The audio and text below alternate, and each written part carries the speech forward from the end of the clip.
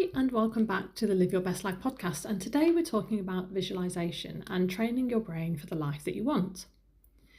So visualization is something that is very familiar to elite athletes and performers, but most people would completely underestimate its power. So it's not just wishful thinking, it's basically daydreaming with intention, and we're training the brain and body for future success.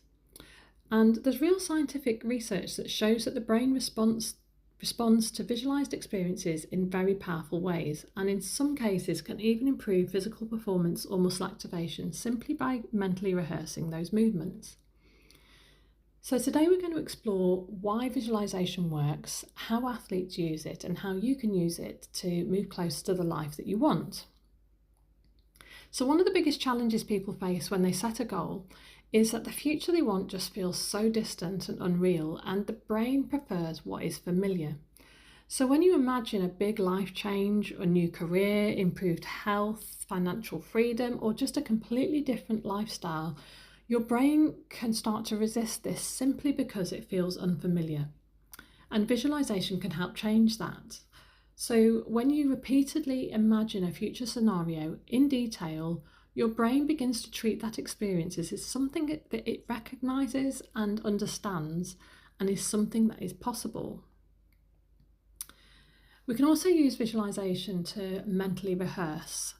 So the brain will respond to you mentally rehearsing in very similar ways to actual real experiences. So if you visualize an action clearly, it could be giving a presentation or performing a skill or completing a movement. Many of the same neural pathways activate as if you were physically performing that task. So athletes have used this for decades to learn new skills, to practice routines. I've used it myself to practice executing a perfect race. I'll be visualizing everything from walking to the start line, the actual start being perfect, running my race plan and winning the race. I've used it to learn skills when I was bobsleighing, and I've used it when I've been doing bodybuilding routines to not only just memorize a routine, but imagine myself performing it as perfectly as possible. The brain is essentially practicing all these actions before the body actually performs it. And there's research been done that you can work on a strength and skill in your mind and improve just purely through mental practice. So there was some research done at the Cleveland Clinic, and participants were asked to visualize contracting their muscles intensely but without actually moving them. After several weeks, the group practicing the mental contractions showed measurable increases in actual strength. In some cases, up to 13% improvement. And this happened because the brain became more efficient at sending the signals to the muscle. So the neural pathways from the brain to the muscle were getting stronger. And this is a great way to start a fitness journey or to learn a new skill, or if you're injured, you can continue to progress by visualizing very clearly the actions that you're not able to do. Other studies have shown that people learning skills from music to sport improve faster when mental rehearsal is combined with physical practice. So if your goal is to improve a particular activity, this can really fast forward you in the direction you want to go. So when it comes to goals, visualization can help in three important ways. Firstly, it creates the clarity. Many people say that they want a better life, but they've never actually pictured what that looks like. Secondly, it creates an emotional connection, and when you imagine a future in detail and begin to feel those emotions connected with the future, it becomes so much more powerful. Thirdly, it builds confidence, because when something has been mentally rehearsed, it feels less intimidating and the actions towards that goal become easier. Another helpful technique is imagining the outcome as if it already exists.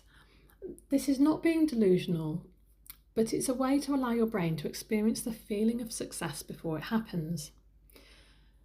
So you would imagine, what does that day look like? How do you spend that time? How do you feel? What kind of energy do you bring?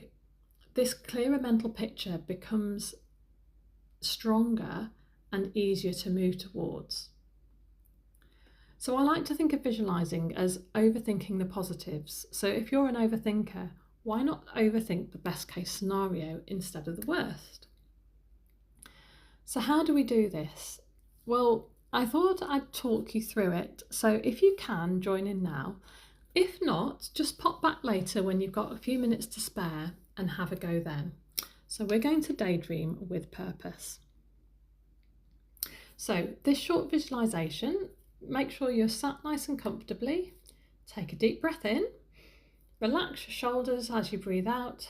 You can either close your eyes or just gaze downwards in a relaxed way.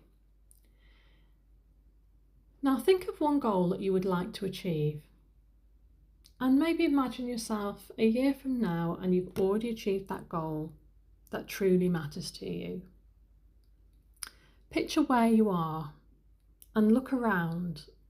What does the environment around you look like having achieved that goal? And what are you actually doing on that day? How do you feel in your body? Are you calm, energized, proud, excited? Maybe imagine speaking to someone close to you, talking about the progress you've made and how you achieved that goal, and just listen to that conversation. Feel the sense of satisfaction and confidence in having achieved that goal. Try and notice the small details around you. So the room or the area that you're in, the light, the atmosphere, what you can see, feel, the colours, the sounds. Allow yourself to just experience feeling in that moment in the future. And just stay there as long as you like. The picture that you create is the beginning of training your brain to recognise what you want to move forward towards. So this can really help you just create some clarity on what it is you're actually working towards. And this might feel quite difficult at first. So maybe just start with a smaller goal and imagine that, something quite simple that you want to achieve. And then as you practice it, this process does get easier. And I like to do this first thing in the morning, or maybe last thing at night as I'm going to bed. And once you've sat with this image for as long as you would like to sit with it, just open your eyes, take a deep breath in and out, and just continue with your day, or relax if you're going to sleep. It only takes a couple of minutes, but if you do this every day, you will start to notice that your goals feel more achievable. And it isn't about visualising a fantasy, it's about mental rehearsal and preparation. It's about helping your brain to become comfortable with the future that you want to create. Because when the mind begins to recognise something is possible, the path towards it becomes much easier to walk.